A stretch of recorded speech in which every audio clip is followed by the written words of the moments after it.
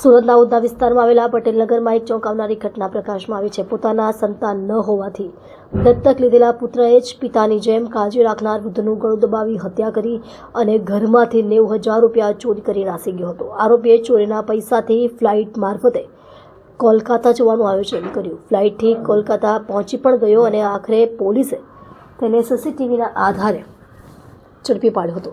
મૃતક પરમેશ્વર દાસે વર્ષો પહેલા પોતાના શાળાના પુત્ર સાગર દાસને દત્તક લીધો હતો।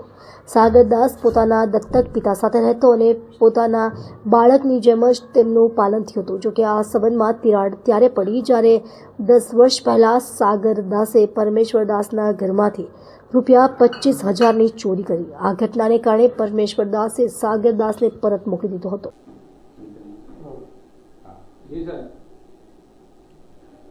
ત્રણેક દિવસ પહેલાં ઉધના પોલીસ સ્ટેશન વિસ્તારમાં પટેલનગર સોસાયટી છે ત્યાં એક અનનેચરલ ડેથનો બનાવ બન્યો હતો।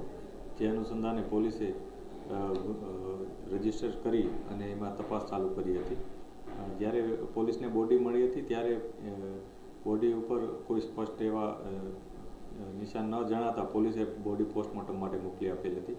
પોસ્ટમોર્ટમમાં પોલીસને જાણવા મળ્યું હતું કે એના જે બોડી છે એનું મૃત્યુ ગળું દબાવીને થયેલ છે।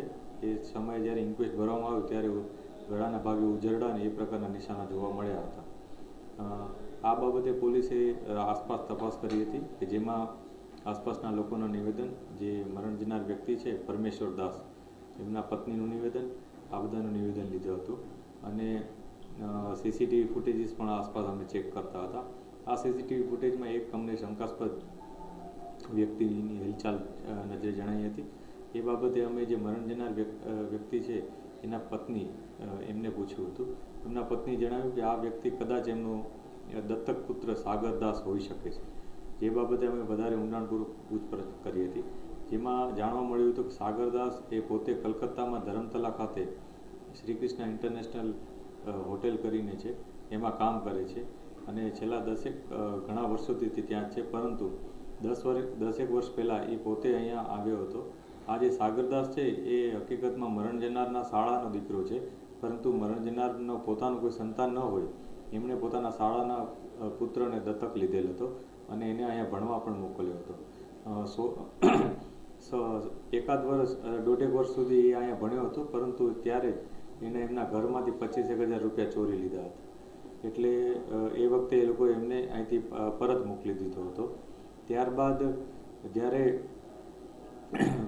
જે ઘટના બની, આ ભાઈ જ્યારે ગુજરી ગયા પરમેશ્વર દાસ, ત્યારે સવારે એમનો જે દત્તક પુત્ર હતો એ કલકત્તાથી બાય ટ્રેન અહીંયા આવ્યો હતો સુરત, અને સવારે એમની પાસે આવી, એમની સાથે રહ્યો હતો, એમની સાથે જમ્યો પણ હતો। ત્યારબાદ એણે જ્યારે મરણ જનાર સૂતા હતા ત્યારે એણે એના જે બોક્સ છે ત્યાં ઘરમાં એક પેટી હતી, પેટીમાંથી પૈસા કાઢવાની કોશિશ કરતા મરણ જનાર હતા એ જાગી ગયા હતા પરમેશ્વર દાસ।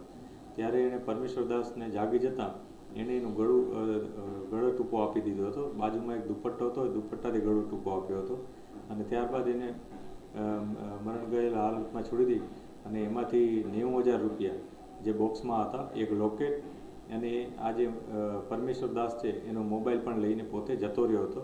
પછી બહાર જઈ એણે એક ટિકિટ બુક કરાવી હતી, એર ટિકિટ, અને એ એર ટિકિટ થ્રુ એ સુરત એરપોર્ટ થઈ અને બાય ફ્લાઇટ કલકત્તા ગયો હતો અને ત્યાં જતો રહ્યો હતો। એટલે જ્યારે પોલીસે કન્ફર્મ કર્યું કે ત્યાં છે, તો પોલીસે ત્યાં જઈને એની પૂછપરછ કરી હતી અને ત્યારબાદ એને વધુ પૂછપરછ માટે અહીંયા લઈ આવ્યા હતા। ઉધનામાં વધુ પૂછપરછ દરમિયાન એણે પોતાનો ગુનો કબૂલ કર્યો છે। એણે જણાવ્યું છે કે પોતે પૈસાની લાલચમાં આ કામ કર્યું છે અને પોતાના જે પિતા છે એના પાલક પિતા તરીકે જે હતા એમનું જેણે ગળું દબાઈ હત્યા કરી હતી અને 90,000